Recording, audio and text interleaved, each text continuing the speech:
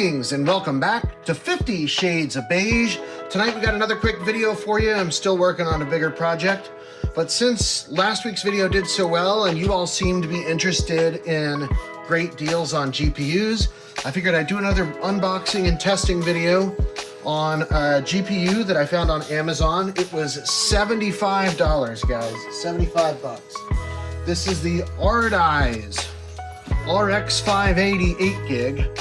Now what originally drew me to this card was really, if you can tell just by looking at the box, it looks kind of wild, right? It's a beautiful box, I love it. I think it's fantastic. It does say, this is the RX 580 8 gig, and it does say it's new, which I thought was kind of interesting because I doubt there are any brand new RX 580 dies out there unless somebody had a box sitting around somewhere. So the card itself may be new, but I highly doubt that the die is new. Either way, for $75, I'm not going to complain. Let's have a look at the features. A more realistic visual feast, manufactured with high quality materials. A new generation of cooling system. This is equipped with an intelligent temperature control chip that can intelligently adjust the fan voltage, reduce noise, and prolong the product life. Get the fuck out of here, Tom. Using a new generation of compression fan through building a stable airflow and air pressure environment that increase cooling capacity of the fan. I almost had him! Interesting stuff.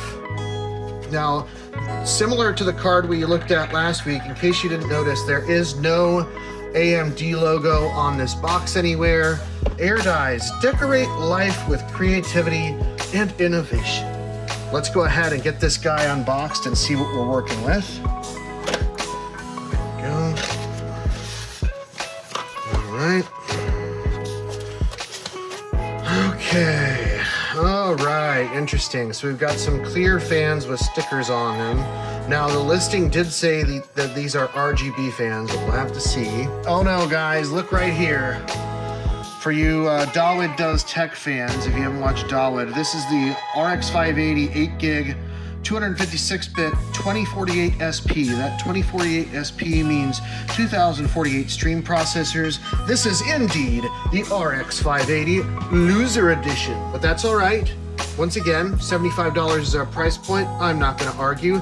One other thing I noticed is this heatsink is a very similar design to the card we looked at last week. We've got these two massive heat pipes. We've got our fins, we've got VRM cooling, and we've got memory cooling. All really straightforward. I do love that they put this metallic silver coating on the heat pipes and on the heatsink. It does make it look sharp.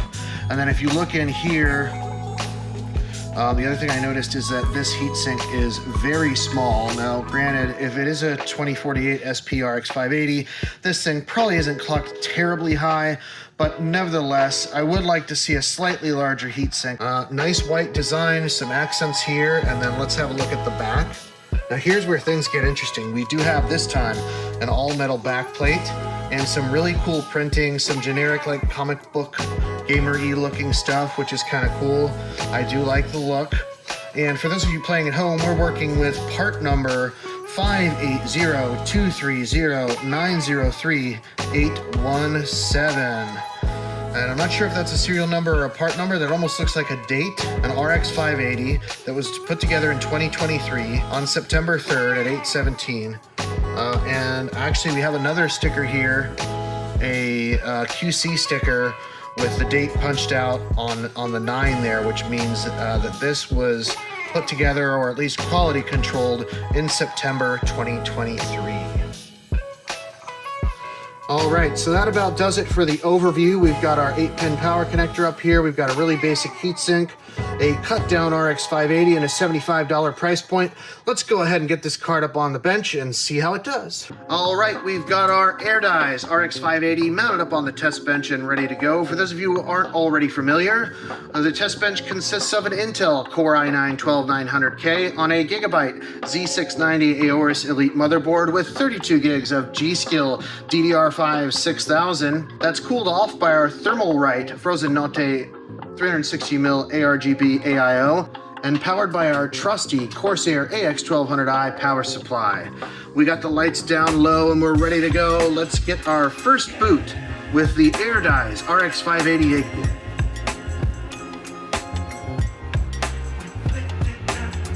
Looks like our first boot was indeed successful.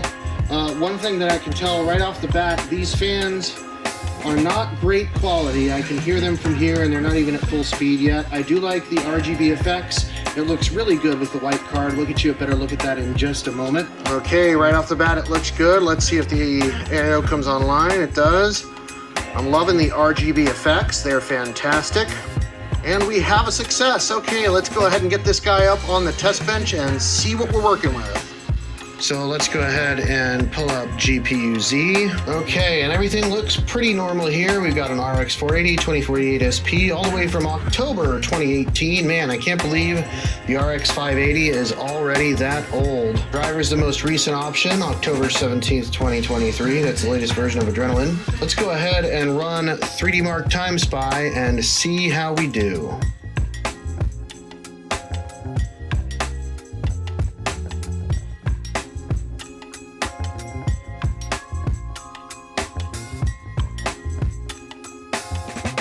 Okay, and here we are with graphics test 2, barely hanging in over 15 FPS out. No, it's dipped below a couple times. This is not going to be a great experience at 1080p, but that's okay. Let's see how we do score-wise. I don't know if you can hear it with my AI noise canceling, but the GPU coil whine is pretty loud.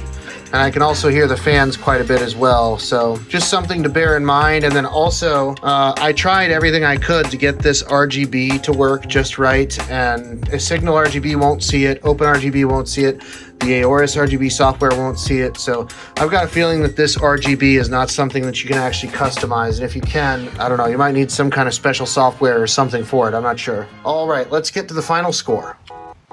All right, survey says 3906. That's funny because when I was using the Windows driver, we actually scored better.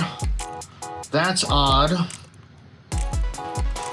Not a very good score, especially from the CPU, which is kind of crazy, but we know that this CPU is definitely not holding back the RX 580, so I'm not going to worry about it. Having a look down through here, everything looks pretty normal.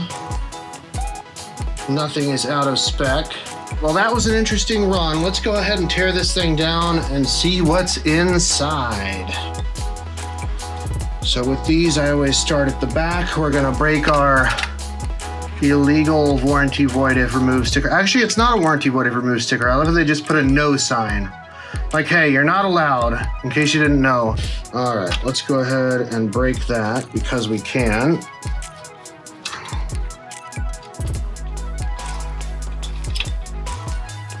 The funny thing is, you can buy these in rolls on AliExpress. It's not like it'd be that hard for me to put a new one on or just grab a screw from another GPU.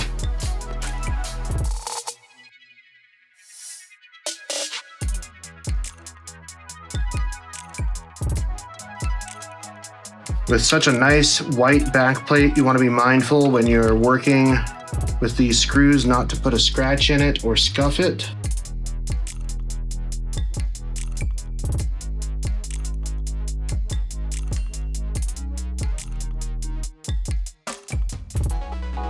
All right, time to crack her open. Let's see. Ooh, that came off easy. Okay. All right. Okay, Ardiyes, I'll give you some credit here. So here's the board we're working with. This is a really standard layout for an RX 580. I've seen this exact same layout a bajillion times. They're basically copying, I'm not sure exactly which manufacturer, but they've done really basically nothing unique here. Looking at a 5-stage VRM, and we got some power filtering up here for the 8-pin. It looks like what could have been or what used to be a BIOS switch is up here, but there's no switch up there to actually do anything with it. And then it appears that we've got another fan connector up here. I guess that would be if you were to go with a different layout. So yeah, this is like kind of, I wouldn't say this is universal, but this is like darn near a reference layout for flexibility. They can do this 10 different ways. We got our memory chips here. These are SK Hynix memory, and they're definitely not brand new. You can see where they've been scuffed. So yeah, as far as the card is concerned, you could call this card technically new, but it's really refurbished. I can tell you that just because of the markings on the memory. And then very interesting choice with the thermal paste. This is very viscous. All right, and then here's the backside of our heatsink. This is what I was talking about at the beginning. They definitely save some money by putting fewer fins in here and just leaving them in the core, not stretching them out a little bit further. Here's our VRM cooler. Nothing to write home about there. And I'll still give Ardiyes some points for painting this heatsink. I think it looks great. In fact, here we go. Here's an interesting factoid. There's another spot for a third cooling pipe right there.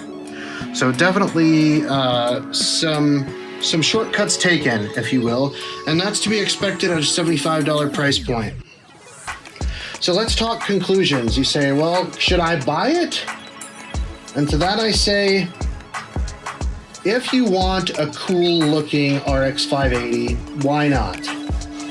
If you're just looking to play some games casually, maybe older AAA games, maybe a little Fortnite, maybe a little Dota or something like that, League of Legends, sure, this card will do fine for you for $75. However, if you can save double that, so if you could save $150, you could get yourself like a used 5700 XT or even like a 6600, RX 6600.